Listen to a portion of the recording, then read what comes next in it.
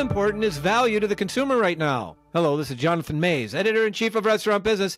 And in this week's episode of A Deeper Dive, I speak with Robert Byrne, the Director of Consumer and Industry Insights with Technomic. Robert oversees consumer surveys for the information firm, which is a sister company of Restaurant Business. And we talk extensively about value.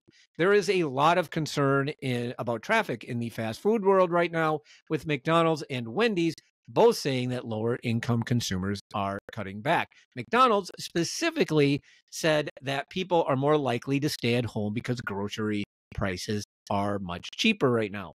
Robert and I talk about whether this is a broad problem with the consumer or if it is just more likely to hurt McDonald's at the moment. We also talk about what consumers mean when they think about value and why they keep spending at restaurants despite soaring menu prices. We also talk a lot about loyalty programs. Many restaurant chains are focused on loyalty as a major marketing strategy. But last quarter, Starbucks did really well with its loyal customers, but lost business from non-loyalty program members. We're talking about the state of the consumer on A Deeper Dive, so please check it out. All right, I'm here with Robert Byrne. Robert, welcome to the podcast. Well, thanks so much. Great to be here, as always. All right, so let's talk about restaurants and value. Ooh. There's a lot of concern right now. You've probably read comments from McDonald's CEO Chris Kempczinski talking about explaining away some of his chain's traffic challenges last quarter. As we speak this morning, Wendy's released earnings. They more or less back them up, but not every chain has had the same issues. Like Burger King and Taco Bell both said, "Oh, what problem with low-income consumers? We have no problem with low-income consumers." I guess my question is to you: what are your sense right now what is your sense, generally speaking, of consumers and their views of value today at the start of 2024? How important is that going to be, do you think, for operators to really be thinking of value? It's always important for operators to keep front of mind because, value is one of those things that's almost unspoken in the diner's journey from sitting here at my table to, purchasing food or beverage at a restaurant. The good news for restaurant operators is that it is always a sliding scale because value for a birthday dinner, night out at a steakhouse, is a very different, set of data points that we as consumers, either consciously or subconsciously, run through. The calculus is different for that than it is for lunch. Just again sitting here at my table. But the unfortunate truth is that people are paying more for everything everywhere they go. Doesn't matter what it is. It's all more expensive than it was a year ago, 6 months ago, you name it. And although we have disinflation, not deflation, but disinflation, so that rate of increase is cooling, it's still not cooling as, enough to the point where my income is catching up with it. So what does this all mean? Consumers are thinking about value in terms of frequency more than they ever have. And this, I think, is what the industry is all sort of trapped into this spiral for traffic specifically, because if value to me still sits on a sliding scale and I want what I want and I'm a consumer and consumers love restaurants and they love restaurant food and they want to go, they just can't go as often as they used to, as much as they want to. And so the value proposition that a restaurant has is it sits differently with the consumer today than it did last year or 2 years ago, or certainly pre-pandemic, where it was about how can I make sure that I'm going to my favorite places for lunch once a week? You know what I mean? Now it's, my gosh, how can I make sure that we have in our budget enough to do the 3 birthday celebrations that we have to do this month, because everyone in my house is born in the same month for some reason, something like that. So you're doing a different set of calculations and balance sheet tabulations that you're working on in your household. And the end result is I can't go as frequently. And if I look at how consumers state the importance of value just from a stated perspective, it hasn't changed. Really? Value still carries the same degree of importance, which is it's there, but it's not more than it was before. It's not more than it was last year. It's not more than it was even pre-pandemic. It's exactly the same. But the impact is on frequency. And that's really where we see the industry struggling. So I feel as though unless something significant happens, it's a fight they're not going to win, because I can only afford to do it so often within reason, right? And, if traffic is what you are counting on to grow your business, there's only so many I can do in a week, a month, a year, whatever it is. And unless I get paid a whole lot more, that isn't going to change. Mm-hmm. So it's a bind. It's a bind. And I don't know what your reaction is to that, because I said a lot, which is what I always do. But that's really what we're seeing. Consumers don't find it more important today. It just means they can't go out and grab a restaurant meal as often as they used to. Yeah. That's my, my read into a lot of this was roughly the same. I am not blessed with your survey data that you have. You need only ask. But I mean, my sense of things is generally, because your point, the big point that you made, which is that consumers like going to restaurants, and that's foundational. Mm-hmm. It is absolutely foundational. It keeps this industry driving. It's why consumers have been spending more and more and more at restaurants as compared to of their overall food spending. And that's been happening for ages. It took a break during the pandemic, and now it is back to where it was. But my sense of it is that they're not going as frequently. They're spending the same amount of money. So they might, and I think you've made this point at a previous podcast, but there's still, they might be going out less often. Maybe they're splurging more, though I don't think they're doing that as quite as much now. But they're not going as often as they probably would like. They're not going as often as they had done before. Clearly, in the fast food sector, where you do see overall traffic is down. But they're still spending the same amount. They're just adjusting it. And, we could make an argument, by the way, as to whether that's actually a good thing for operators. Well, because you could make an argument, and I know franchisees do. Yeah. They might not be as loud about it, and, there is a penalty that brands will pay for lower traffic.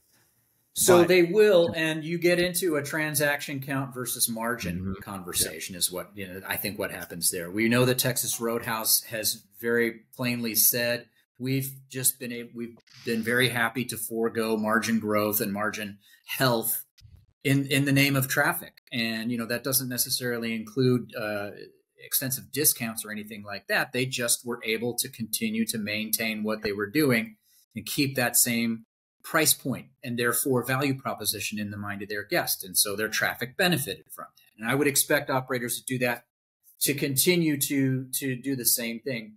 But if we look a little bit closer, the point that I think McDonald's had made as well is that less affluent consumer, that's also clear in our data too. They are the ones that are reducing their overall frequency. Mm-hmm. Whereas those who have annual household incomes of 6 figures and up actually are slightly increasing their overall frequency. If they're backing out and about, there might be an extra lunch at a fast casual during the workday, or, the extra brunch with the friend on the weekend. Those types of things are definitely happening, but that's only with that segment. It's almost like when people talk about the K recovery from any sort of economically uneven period that we go through, where, those at the top are doing fine and sometimes even better. And those that maybe you just have lower average household incomes are not.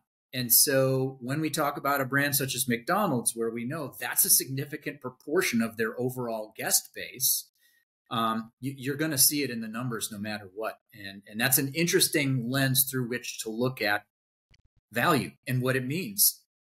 And particularly, I don't know if you're ready to get into it yet, but as it relates to the aggressive push into loyalty program membership and app ordering and things like that. Yeah. Oh, I do want to get into that here in a minute, but you said something that I need to ask about. So you're saying that McDonald's is right, that lower income consumers are reducing their overall visits. Yeah. And, But what we're seeing is, we ask this question ongoing in pretty much all of our consumer survey data, and it's specific to food service. That's what Technomic does, it's food service, right? So what we ask about is just general overall frequency. And, how often are folks using a restaurant? Is it, a couple times a week, every day, once a week, maybe less than that? And what we find is the percentage of consumers in that 50K and below they're down about like the number that use restaurants once a week or more frequently is down to maybe even 3 percentage points compared to last year. And it's actually up about a percentage point, maybe 2 for those affluent consumers. It kind of bounces around for those in the 50 to 75 and 75 to 100 range. When we talk about breaking out the segmenting the population through that lens. But it's noteworthy because that younger group also tends to fall into that under 50K annual household income group. And they're the ones that really push frequency at restaurants. Their spend per occasion may be lower because it's just me and I just wanted a snack or a pick-me-up. And that's what I can afford because I am earlier in my career and whatnot, and maybe don't have the disposable income that somebody who's a little bit older might. But it's not just those consumers; it's pretty much all of them. So as I said, that K that people talk about in terms of economic recovery is what comes to my mind as a visual. Mm-hmm. Yeah, honestly, we can see that in some of the numbers. Again, a perfect example is today, which, I don't know exactly when this one is going to run, but at least 1 week ago, as people are listening to this, we had Wendy's and Shake Shack reporting. And, Shake Shack, not a budget restaurant chain by any stretch of the imagination. And their numbers were much better than Wendy's. And then if you look at, Chipotle Mexican Grill did really well. The brands that generally tend to serve the higher income market. Starbucks loyal consumers tend to be, those folks did well. Starbucks had some problems with non-loyal customers, which we'll talk about. But, so, you see that in the numbers where, and again, for separating out this low income group, disposable income is up, unemployment is low, people are generally doing well. Some people tend to forget that, but the problem in the economy is not that the economy is doing poorly. The problem with the economy, it's doing too well, and we're getting inflation. So, and as the economy moves, generally speaking, the restaurant industry moves. The pricing issue is something that they have to adjust with. But yeah, you can see something like that. I don't think that anybody anywhere who studies economics for half a second would say what we need is some deflation, because that is far more pernicious than inflation, for even sure. Hot inflation. Oh yeah. But yeah, so it's almost like it's a good problem to have, you know, and it does give restaurants a little bit of that flexibility in terms of pricing power. But if they're all now starting to focus on traffic, because, we've known for a couple of years coming out of the pandemic that pricing was what was giving them the ability to grow those sales numbers. And, that runway seems to have ended. And so now it's down to traffic. And, a lot of that growth was nominal growth and not real growth, so to speak. So inflation was kind of baked into that. And now we're facing, some problems, at least if you are looking at restaurants and saying, how are they going to perform? I think there are restaurants that are always going to do well in this environment. To your point, if you have a specific segment of the population, they happen to be well-heeled or whatever you want to peg it, you're always going to have a market that's ready for your product, and your regulars are going to stick with you. But if you are a multi-use brand by all segments of the population, you're going to feel it when there's something like this happening, which is why you're seeing it at Starbucks. Everybody uses Starbucks, although that, the jokes about, $5, $6, $7 drinks or what have you, they're out there. But people are very happy to pay that, self-included from time to time. That's different from, say, our legacy QSR brands, where value is just core of their at the core of their DNA. So it changes the value message, that they want to think about from an operational perspective, but also promote to those consumers. I've heard tell of the possibility that McDonald's is considering bringing back the supersize, as a matter of fact, which, if I think about it, probably no better time in the environment of shrinkflation to go and combat that by saying supersize is available again. Again, pure rumor. I mean, it could be that I just read it because somebody said it. Wouldn't that be great if, and it took on a life of its own. But that's how I think consumers are looking at value these days. That's different than it was before. Price is always going to matter, but it's different. I want to know what I'm getting for what I'm paying, because it's all expensive. So if you're going to give me really high quality food, or you're going to give me something that's specific, like a Shake Shack, as you mentioned, or like, maybe a higher end restaurant, or if you're going to give me bang for buck in terms of quantity, those are powerful messages in this environment. And, depending on who you are as an operator, you might not be able to do both. Yeah. I've long said that in a cutback environment, when consumers are actively cutting back, you're still going to have winners. Oh yeah. And it obviously gets tougher to win and easier to lose the worse the cutback environment is. But on balance, you're going to have what you get is a picky consumer. So the consumer will go to brands that really do the job right, and that get them excited, or that have just the right demographic profile, things like that.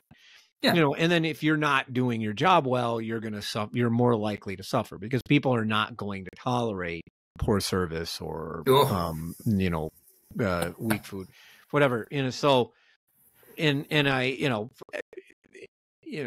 isn't. This is kind of an odd element of it, but we're kind of in a rough cutback environment, certainly with the lower income consumer. And and so we see that. I guess my one question: do you have a sense that there are some brands that are having a tougher time with this lower income consumer than others, or with their value equation? Because another one of my another thing that I'm wondering is what we're seeing here is a problem that is more acute with McDonald's than it is with other chains. Because if you look at the amount of attention being paid about this price issue in the fast food world, which is definitely a concern of the consumer. I hear it all the time. And maybe it's because everybody knows that I write about fast food and they feel like telling me this, but still, I do hear it, all the time. Anytime I write something, anytime I post anything, usually somebody says something about how they were at some McDonald's in rural Florida and it cost them $15, for their meal. And then you find out that they got a double Big Mac and a large shake or whatever. But, is this a McDonald's issue, do you think, or is it someone else? Or no, unfortunately for McDonald's, I do think it's a bit of a McDonald's issue. And the reason is they are, they're the New England Patriots, or now the Kansas City Chiefs, right? They're everywhere. They always win, and with good reason. This is an incredibly smart, fine-tuned machine that they're operating, and they have to because of the scale that we're talking about. But the result of that is that consumers have experiences with McDonald's from day one. They have been going to McDonald's since before they were aware of the fact that they were going to McDonald's. They were being brought to McDonald's.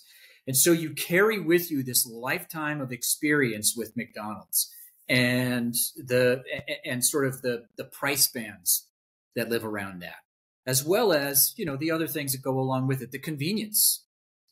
McDonald's is nothing if not convenient, right? And I got to say, one of the things that I've seen coming out of some of these numbers that I'm looking at is their people are viewing them as less convenient than they used to, which was a real surprise to me, because I can't think of another brand that's more convenient than McDonald's, in terms of them, just being everywhere, just the access that consumers have. But as I said, that constant access over the course of entire lifetime gives you a sense of what a McDonald's meal should cost. And when it doesn't, then that's when you all of a sudden feel the need to post something on social media about it, right?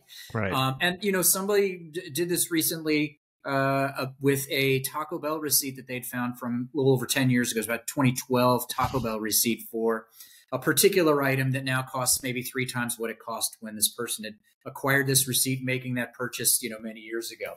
But, those are the things that people get all sort of worked up about, because, well, it's fun. We like to grouse as people. This is how we connect. And so because McDonald's is that widest, greatest, deepest common denominator that we all have, they're going to suffer from it a little bit. Now, at the same time, I would suggest that the way that more brands, I think McDonald's falls into this category as well, that more brands are choosing to more strategically focus their value message may also have something to do with this as well. Because as a more casual user of a brand who it doesn't necessarily belong to a program or have the app on my device, I'm not seeing the deals. I'm not getting the notifications that there's a special. I'm not, I'm not participating in the algorithm, all of these different things. And so if that's also the case, remember, so everybody participates in social media, but if you're not in that, attuned to that one channel that's getting you all the value-based communication, information, deals, specials, and all that, then it all just looks off kilter relative to your lifetime of experience as a McDonald's consumer. I wanted to spend the last, say, 10 minutes, 5 to 10 minutes of the podcast on the subject, because you sent me some interesting data, and it goes to pretty much the big strategy on the part of much of the fast food world and part of the rest of it is on loyalty. And, and again, if you look at Starbucks last quarter, they did phenomenally well with their loyal customer. They got more traffic out of them. They got more money out of them. Their company, loyalty customers now represent 59%. 59% of all spending at their company stores. That's insane. And it's probably like 45% at the licensed store. They have done such a good job with their loyal customers. Their problem was the non-loyal customers. But you also have some data to suggest that they could potentially have some issues with loyal customers down the road if they don't, they're going to have to make sure that they're doing the right stuff by that group. Yeah. Yeah. So what we saw happening was looking at specifically those frequent users of the Starbucks brand. And we've seen this with a couple of other operators as well, as they lean further and further into the loyalty program and the app as the source of the deals, the preferred interaction mechanism with the consumers, so that preferred touch point. The degradation of scores for the quality of the program, the quality of the rewards and the points, specifically with Starbucks, where we saw those heavy users, those that are engaged with the program, are less and less enthusiastic about what that program is giving them. And they're not alone.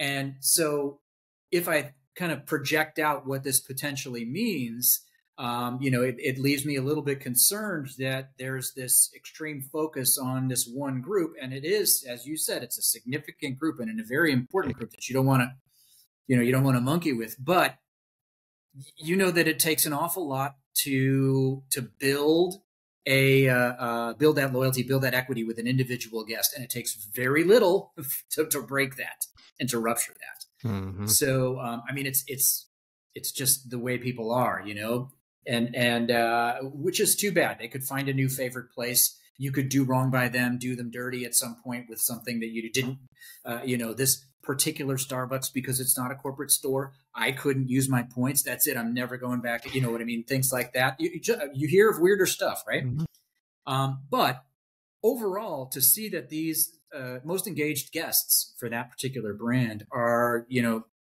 decreasingly giving them high marks for that loyalty program says maybe they need to think a little bit outside of that box. And especially if you think about the fact that that population is always going to be smaller than the population at large. I know that, you know, it's all frequently about trying to get one more trip out of that person that's in your ecosphere. And that's going to be a lot easier than it is to get new people into the ecosphere. But if you are seeing attrition out of that ecosphere and, you know, it's not commensurate with what's coming into that ecosphere, and, you know, because if you got to have the app to do it, now you got to have that app to do it. Now you got to have that app to do it. And it becomes like streaming services. You got to have them all. And then it gets to be too much, and it's just too much to manage, too expensive. So, you know, if that's the singular channel through which people can access deals and specials and things like that, mm-hmm. you're potentially cutting off a lot of additional people who may, in fact, grow more engaged and eventually find their way into that fold. But it creates, this is what I was thinking about this morning, Jonathan. I was thinking it creates a more significant division between the haves and the have-nots among your guest base. Mm-hmm. Yeah. And that's what I worry about. You know, are you, I don't want to say painting yourself into a corner, but, you know, choose your analogy. Painting yourself in the corner is fine. I mean, it's a good point. And I think that the issue really for the last quarter, I mean, again, as I said, like this is for a lot of restaurant brands right now, loyalty is their marketing strategy. Mm-hmm. And a lot of companies, and if they start, you know, when they start thinking, well, what is your strategy to offer value? It's going to be, we're going to offer value in our loyalty program.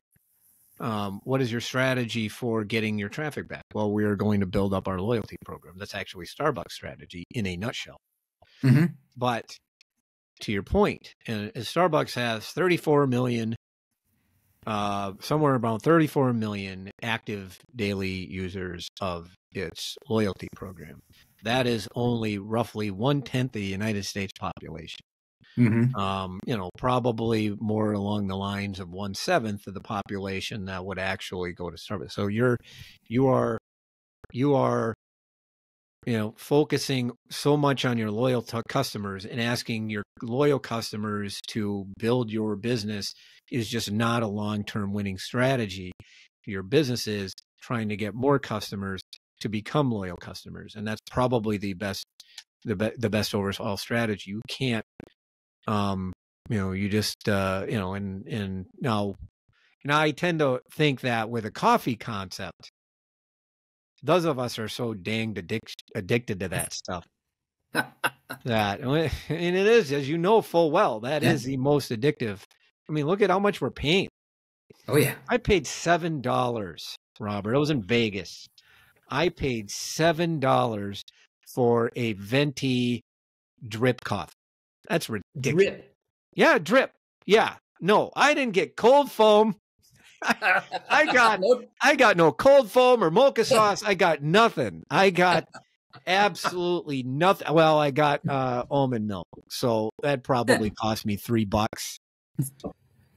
But, you know, like we spend so much money on this stuff. Yeah. And the thing is, my concern, like if you ask so much of your loyal customers, you know, then eventually you kind of break.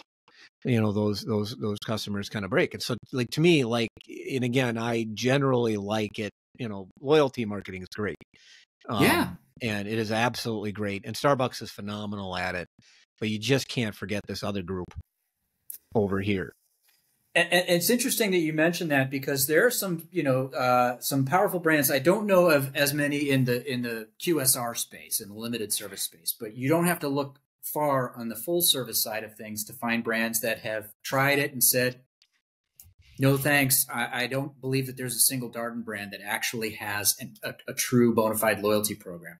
They offer deals, they offer specials, but it's just an email blast club or something that is more like a list that you put yourself on to receive notification of this. Again, there's no haves and have-nots here.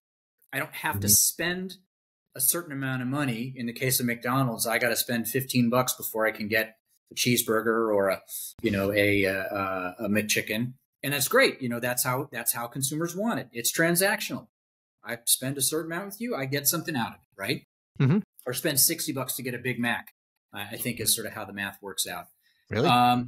Which, yeah, I'm pretty sure it is. At least as far as what I can tell, based on their points system. Got it. That, yeah, you spend $60 and you can get a quarter pound of cheese or, Big Mac. Again, they're using points, and points are only accrued on specific items. And we also know that, not all operations or locations are treated equally. I can think about the train station that is across the street from our office, knowing that these particular chains are operated by a specific food service management company that doesn't participate in any of that at all. They don't give you points. They don't redeem points for these locations. So, again, there's not this sort of equal opportunity that something as simple that needs zero maintenance as an email list. Yeah. Zero maintenance. You just blast an email. You know what I mean? There's no math anywhere. There's no program. And I mean, we haven't heard from Darden this quarter yet, I believe, but that they, I would suggest that they they just will continue to be very successful. And, I think it's sort of like a all are welcome approach that differs from that sort of FOMO inducing, approach that some of the loyalty programs might. You got to join. How are you going to know unless you join? You got to be in. You're in the club or what? Come on. Yeah. So, I mean, I think that there does need to be and probably is, maybe we just don't know about it as readily. But there needs to be a strategy specifically for those that are looking for traffic growth that colors outside those lines. It's too specific. And to your point, you are preaching to the choir. Again, more analogies, right? These are people that are coming in. And if I'm an affluent guest and I'm coming in and I'm getting a deal, maybe I would already spend that money in your location anyway. So you're giving stuff away to me, the affluent guest, that I might be willing to pay full price for, in exchange for a trip that I might have already made anyway. It's kind of a funny little, because we know, again, that those are the consumers that tend to participate in the programs more so than those less affluent consumers. So, maybe there's no additional benefit from a loyalty standpoint to doing it this way. It's just all these questions that, and again, I'm happy to share with you some of the numbers that I'm looking at to come up with these bold statements. But the truth of the matter is, I know that it's an effective way to get the message out, but I also know it may potentially be an effective way to kind of push certain guest groups away. Right. Yeah. Well, and we might have seen that with Starbucks last quarter. Robert, this was wonderful. Really appreciate you joining me on the podcast. Always a pleasure. I thank you for having me. And that should do it for this week's episode of A Deeper Dive, which was edited, as always, by Spoons, artwork by Nico Hines. You may find this and other episodes of the podcast on our website at www.restaurantbusinessonline.com/article/deeper-dive. You may also subscribe on Apple Podcasts or Spotify. I'm Jonathan Mays, your host, podcast producer, and the editor-in-chief of Restaurant Business. Thank you for listening.